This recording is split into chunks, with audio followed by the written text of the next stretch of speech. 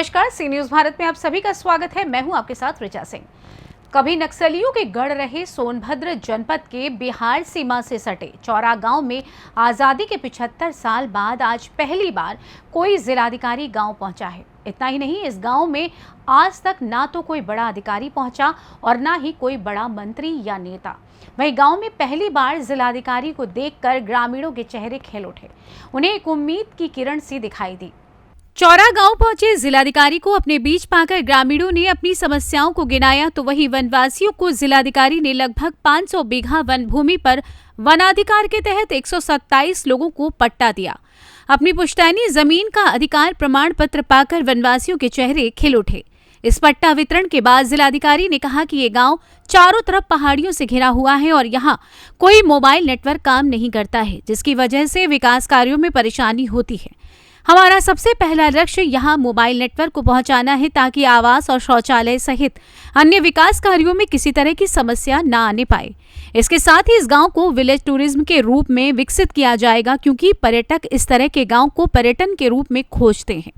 वहीं वनाधिकार के तहत अपनी जमीन पर अधिकार पाकर वनवासियों ने कहा कि आज उन्हें बहुत खुशी है कि जिस जमीन पर उनके बाप दादा जोतकोट किया करते थे, उसका अधिकार उन्हें जिलाधिकारी ने दे दिया है। सोनभद्र के नगवा विकास खंड में सैकड़ों फीट नीचे पहाड़ी की तलहटी में बसा चौरा गांव अपने आप में सोनभद्र का ही नहीं बल्कि पूरे प्रदेश का अनूठा गांव है। इस गांव में सूर्य उदय 1 घंटे बाद व सूर्यास्त 1 घंटे पहले ही हो जाता है। इसका कारण यह है कि पूरा गांव 3 तरफ से ऊंची पहाड़ी की चोटी से घिरा हुआ है और एक तरफ कलकल बहती नदी का छोर है, जिससे इस गांव की सुंदरता शिमला या मंसूरी से कम नहीं है। आपको बता दें कि उत्तर प्रदेश के सोनभद्र जिले में आज भी कई ऐसे इलाके हैं जहां ना तो कोई अधिकारी पहुंचा है और ना ही कोई विकास कार्य हुआ है। लेकिन अब तस्वीर बदलने लगी है। आपने सोनभद्र के चौरा गांव के पहाड़ियों, घने जंगल की घाटी के बारे में शायद ही सुना होगा। यहाँ कभी नक्सलियों का गढ़ हुआ करता था। इस घाटी को नक्सलियों के छुपने की सबसे मुफीद जगह मानी जाती थी। एक समय माओवादियों का गढ़ माने जाने वाले इस इलाके में सरकार और उनके मुलाजिम भी जाने से घबराते थे। आज उसी क्षेत्र में आजादी के बाद पहली बार जिलाधिकारी चंद्र विजय सिंह पहुंचे।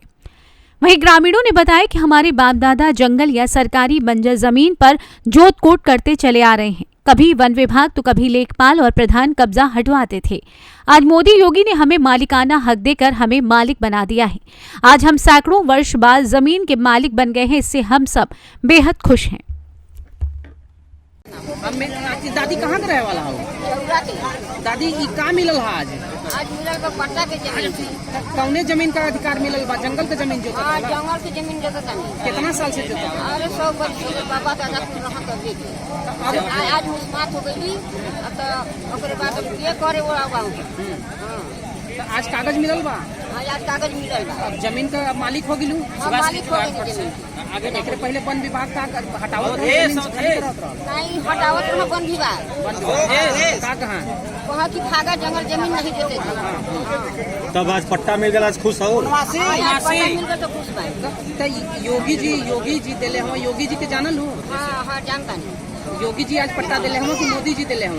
और योगी जी दिले हम कि योगी जी दिले हम। कैसन लगा था? बढ़िया लगा था कि अब मालिक हो गया जमीन। हाँ, मालिक हो गई। योगी जी मालिक बना देना। कैसे बने मालिक? योगी बने बानो। कहाँ का रहे वाला हो? कलौती आज का मिलल हो? तो है पट्टा का कागज मिलल हो? तब के जमीन का मिलल हो? कितना साल से जमीन का कागज नहीं रहा? अरे 5-6 साल जोतल भाई मर गए ना, बाप दादा जोतना 100 साल से ऊपर का? तो 100 बरिस से ऊपर हो गल तो जमीन का कागज नहीं मिल रहल नहीं? नहीं रहे भाई, बाप दादा जोतत रहा नहीं रहे। दिन चल गए ना 2-3 बरिस हो गए तो भाई जंगले लोग नहीं जोताई तो वही से पेट पर्दा चलत रहा, खाना परिवार चलत रहा। तो अब कागज मिल गल तो अब आज कैसन महसूस होता है? सरकार अगर दिले बा तो का लगा था कि योगी सरकार कैसन काम के बा? सरकार कागज काम कर। अब खुश हो ना? खुश हो। अब तोरे जमीन का अधिकार तो मिल गया। जी आपका नाम? सुरेंद्र नाथ मिश्र। सुरेंद्र जी किस पद पे हैं आप?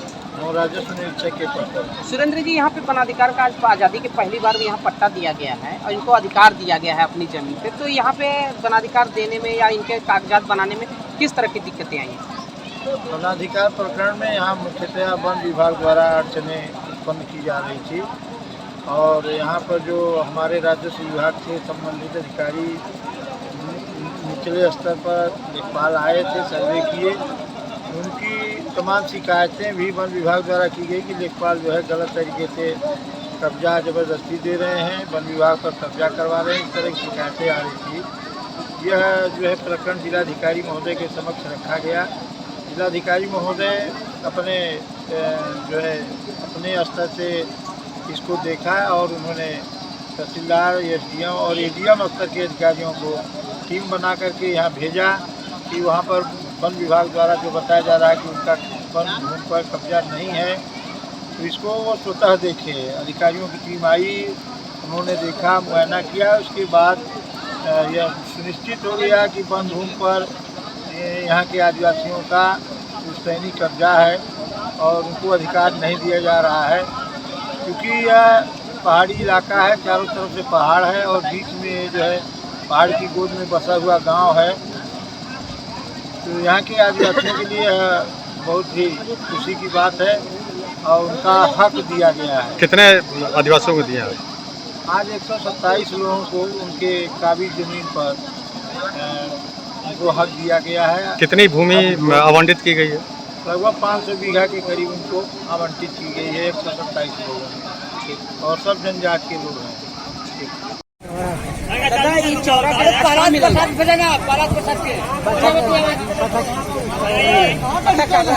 कौनी जमीन का पट्टा मिलल? जंगल वाला जमीन पे कब्जा रहा? कई बीघा कब्जा रहा? एको बीघा नहीं कब्जा रहे। एको बीघा नहीं कब्जा रहा? कागज नहीं कैसे कब्जा रहे? जोतत बहुत रहा ना? कई बीघा जोतत बहुत? कई बीघा जोतत? दमोदर 4 बीघा। 4 बीघा। आज मालिक हो गया, कैसन महसूस होता? के मालिक बनैले? आंधी पानी मोदी मालिक बने ना? कहाँ लगा था कि सरकार बढ़िया काम करता है या खराब काम करता है? का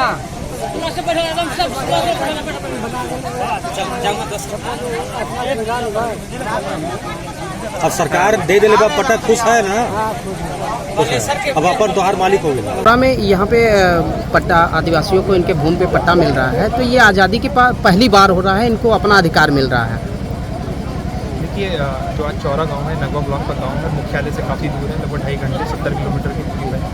और ये गांव काफ़ी मतलब बिल्कुल बॉर्डर पे होने की वजह से भी काफ़ी विकास कार्य से होता रहा है। आज इस गांव में वन अधिकार अधिनियम के अंतर्गत जो लाभार्थी हैं उनको पट्टा वितरण किया जा रहा है और 128 जो है ऐसी पत्रावलियाँ स्वीकृत की गई थी और ऐसे जो हमारे लाभार्थी हैं उनको आज यहाँ पर पट्टा वितरण किया गया।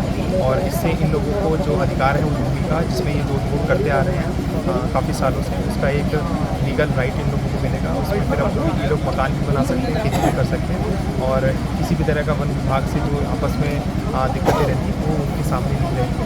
और इसके साथ साथ चौरा गाँव में विकास की जो समस्याएँ थी वो यहाँ के प्रधान जी और जो आसपास के प्रधान हैं उनके द्वारा भी रखी गई हैं। और यहाँ पे जो आवास की समस्या है, ये गांव ऐसा है जहाँ पे नेटवर्क नहीं है, जिसकी वजह से लोगों के आवास भी नहीं मिल पा रहे हैं। जियो टैग में समस्या आ रही थी और इसके अलावा मनरेगा के कार्यों में भी काफ़ी समस्या आ रही है। तो ये सारा चीज़ें इनको भी निस्तारण करने के लिए एक योजना बनाई गई है। इन सारी समस्याओं को हम लोगों द्वारा सुना दिया और मुख्य रूप से जितने भी सभी आदिवासी भाई बहन हैं, ST कम्युनिटी के जो लोग हैं, इनको पट्टा वितरण के लिए जो कार्रवाई की उसके लिए भी काफ़ी बार यहाँ पर कैंप लगाया गया और फाइनली 5वीं बार यहाँ पे आके ये फाइलें स्वीकृत हुई हैं। और क्योंकि पिछले साल माननीय मुख्यमंत्री जी द्वारा पट्टा वितरण किया गया था बबरी के कार्यक्रम में और माननीय मुख्यमंत्री जी का निर्देश भी था कि जो भी हमारे ऐसे गाँव हैं जहाँ पे ये काम चल रहा है उसको जल्दी से जल्द पूरा करें और ऐसे लोगों के बीच में इस पट्टे का वितरण करें। और ये गाँव में क्योंकि फाइलें इसकी गायब हो गई थी तो पूरा दोबारा से सारी प्रक्रिया करके उसके बाद ये फाइलें स्वीकृत हुई हैं। और क्योंकि मुख्यालय से काफ़ी दूर है, इन लोगों को हम मुख्यालय बुला के या तहसील मुख्यालय बुला के वितरण नहीं करना चाहते थे और लोगों के बीच में यहाँ पे आके इस गांव में हम लोगों ने आज इन लोगों को उनका अधिकार दिया है और जो माननीय मुख्यमंत्री जी की मंशा के अनुरूप है। और हम लोगों का यही उद्देश्य है कि यहाँ के जो विकास कार्य बाधित हैं उनको और तीव्र गति से हम लोग बढ़ा सकें। सर, ये नक्सल प्रभावित गांव रहा है, यहाँ पे काफ़ी नक्सलियों का आना जाना भी रहा है और ऐसे इसी कारण ये क्षेत्र विकास से काफ़ी कोसों दूर है। और आज़ादी के बाद पहली बार इस गांव में कोई जिलाधिकारी आए हैं, तो क्या कहना चाहेंगे इस पर? देखिए, निश्चित रूप से गांव जो है वो काफ़ी पिछड़ा है। अभी सारे घर जो है कच्चे हैं। जैसे मैंने बताया कि आवास में जियो टैगिंग या नेटवर्क नहीं होने की वजह से समस्या है। और पूरे रास्ते में देखते आए हैं कि पूरा जंगल का क्षेत्र है, वन विभाग का क्षेत्र पड़ता है। और जैसा आप कह रहे हैं कि आज़ादी के बाद यहाँ पे बहुत काम अभी चल रहे हैं। जल जीवन मिशन के तहत जो पाइपलाइन है वो आप पूरे रास्ते भर में देखा होगा, उसका काम यहाँ पे चल रहा है। और बहुत सारे अगल बगल के गाँव में स्टैंड पोस्ट के द्वारा टंकी भी लगी गई है। तो ये सब काम जो है वो तीव्र गति से चल रहे हैं। लोगों के घर घर तक जो पानी पहुंचाने का काम है वो भी बहुत अच्छे से जल जीवन मिशन के अंतर्गत यहाँ पे हो रहा है। और जो बाकी जो समस्या है उनको लेके भी हम लोग और वो जो पूरी टीम है वो पूरी तत्परता के साथ यहाँ के विकास कार्यों को ये सैकड़ों फीट नीचे ये तलहटी में बसा हुआ है। यहाँ पे 1 घंटे बाद सूर्योदय और 1 घंटे बाद सूर्यास्त होता है। तो ऐसे में क्या ये पर्यटन की दृष्टि से इसको भी विकसित किया जा सकता है? लेकिन बहुत अच्छी जगह है इको टूरिज्म या विलेज टूरिज्म को विकसित करने के लिए। और बहुत सारे जो ऐसे टूरिस्ट होते हैं जिनको विलेज की जो रिमोट एरिया होते हैं उनकी फील लेने के लिए विलेज टूरिज्म की बात करते हैं। तो उसके लिए पूरा क्षेत्र जो है ये बहुत अच्छा है और काफ़ी सुंदर है। और थोड़ा सा और डेवलपमेंट होने के साथ साथ ये सारी चीज़ें हम लोग आगे बढ़ाने का प्रयास करें। तो क्या इसको शिमला की तरह बनाया जा सकता है पर्यटन? उतना तो मैं नहीं कहता, लेकिन जैसे जैसे सुविधाएं बढ़ेंगी और यहाँ के लोगों की जो मूलभूत सुविधाएं हैं कि उनको शिक्षा की कमी है और स्कूल जो प्राइमरी स्कूल है और उसके बाद सीधे 8 किलोमीटर चलने के बाद जो जूनियर स्कूल है, तो ये सारी समस्याएं हैं। उन चीज़ को हम लोग कोशिश कर रहे हैं कि अभी जैसे और टाइम आएगा हम लोग बहुत जल्दी इसमें अपने जो भी फंड्स हैं उसको लगा के इन सारी समस्याओं को दूर करने का प्रयास करेंगे। ठीक है सर। सोनभद्र से सी न्यूज संवाददाता कुंदन चौधरी की रिपोर्ट। देखा जाए तो आजादी के इतना समय बीत जाने के बाद किसी अधिकारी का इस गांव में आना वाकई हैरानी वाली बात है। ऐसे में गांव वालों को अब एक उम्मीद की किरण दिखाई दी है। उनका कहना है कि अब गांव में विकास होगा, जिससे हम सब भी समय के साथ कदम से कदम मिलाकर चल पाएंगे। फिलहाल इस खास रिपोर्ट में बस इतना ही। देश दुनिया की तमाम खबरों की जानकारी के लिए देखते रहें सी न्यूज भारत। हर खबर आपके साथ, आपके हाथ।